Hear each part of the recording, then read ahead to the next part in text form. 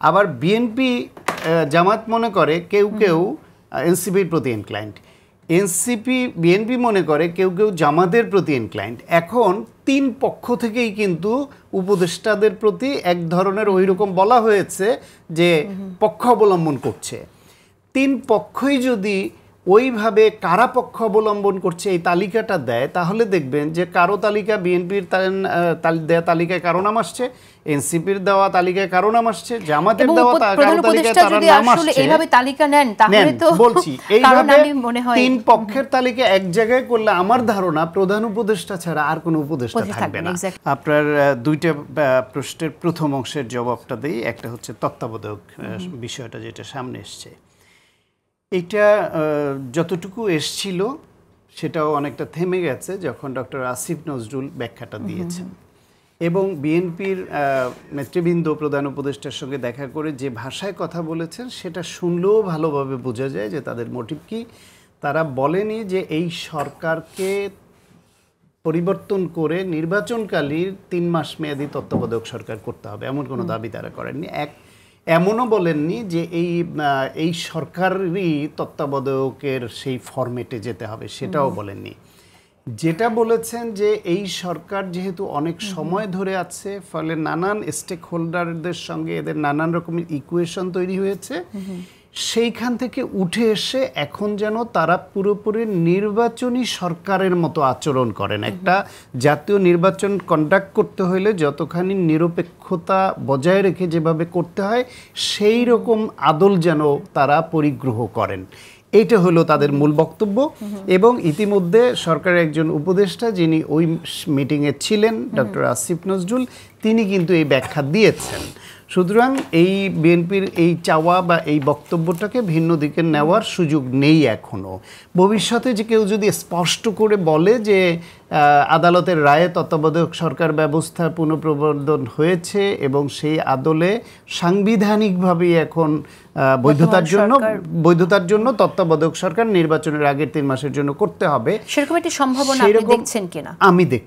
আমি দেখছি না, কারণ সেটা করতে গেলে আরও গোলযোগ বাড়ার সম্ভাবনা আছে নতুন করে, কারণ সেইখানে তত্ত্বাবধায়ক সরকারের নমিনেশন কিভাবে হবে উপদেষ্টাদের সেটা এখনো সেটেল না। আর সেই কারণে যেহেতু এটা নতুন করে সংকট তৈরি করার সম্ভাবনা আছে, সে কারণে এই সরকার যাতে নিরপেক্ষতা বজায় রেখে চলে সেটা গুরুত্বপূর্ণ। এইটার সঙ্গে আবার বদিউল আলম মজুমদার বোধহয় এটা স্পেসিফিক বলেছেন যে এই সরকার না পরের সরকার থেকে দ্বিতীয় প্রশ্ন যেটা আপনার সেটার সঙ্গে এটা রিলেটেড এই জন্য যে এই সরকারকে নিরপেক্ষতা বজায় রাখতে হবে। এখন ধরেন এই সরকারের মধ্যে এইটাও একটা রাজনৈতিক কৌশল, চাপ প্রয়োগের কৌশল হতে পারে।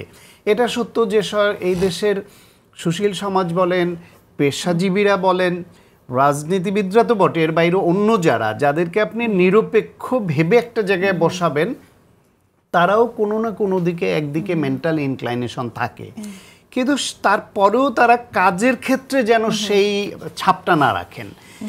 এই জন্য তাদেরকে একটু গাইডলাইনের মধ্যে রাখা বা চাপে রাখাও দরকার হয় অনেক সময়। সেই বিবেচনায় মনে করেন যে এই সরকারের মধ্যে কেউ কেউ আছে, এনসিপি এবং জামায়াত মনে করে যে কেউ কেউ বিএনপির প্রতি ইনক্লাইন্ড, আবার জামাত মনে করে কেউ কেউ এনসিপির প্রতি ইনক্লাইন্ড, বিএনপি মনে করে কেউ কেউ জামাতের প্রতি ইনক্লাইন্ড। এখন তিন পক্ষ থেকেই কিন্তু উপদেষ্টাদের প্রতি এক ধরনের ওই রকম বলা হয়েছে যে পক্ষ অবলম্বন করছে। তিন পক্ষই যদি ওইভাবে কারা পক্ষ অবলম্বন করছে এই তালিকাটা দেয়, তাহলে দেখবেন যে কারো তালিকা বিএনপির দেওয়া তালিকায় কারো নাম আসছে, এনসিপির দেওয়া তালিকায় কারো নাম আসছে, জামাতের দেওয়া তালিকায় তার নাম আসছে। এইভাবে তালিকা নেন তাহলে তো বলছি এইভাবে তিন পক্ষের তালিকা এক জায়গায় করলে আমার ধারণা প্রধান উপদেষ্টা ছাড়া আর কোনো উপদেষ্টা থাকবে না। তাহলে এই উপদেষ্টা শূন্য সরকার চলবে না। ফলে আমার মনে হয় এরা যারা এটা বলছেন তারাও মিন করেন না কেউ যে এদেরকে সরিয়ে দিতে হবে, বরং এইরকম কথাটা তারা এইখানে উল্লেখ করে যারা কোনো দলের প্রতি ইনক্লাইন্ড হোক সে কেউ কেউ বিএনপির প্রতি হোক, কেউ কেউ এনসিপির প্রতি হোক, কেউ কেউ জামাতের প্রতি হোক, তারা যেন ওই দলের প্রতি কোনো ইনক্লাইনেশন প্রকাশ না করেন। তাদের কাজে প্রকাশ করলে তখন এটার প্রতিবাদটা জোরালো হবে। সেই জন্য অপ্রকাশ্যে যদি হয় সেটা না, মানে কাজের যেন এটা প্রতিফলন না ঘটান, অপ্রকাশ্য হলো প্রতিফলন যাতে না ঘটে, ওইখানে যেন সততা রাখেন। প্রশাসন একদিকে ঝুঁকে যাচ্ছে এরকম আমরা প্রশাসন কিছু ঘটনা থাকতে পারে।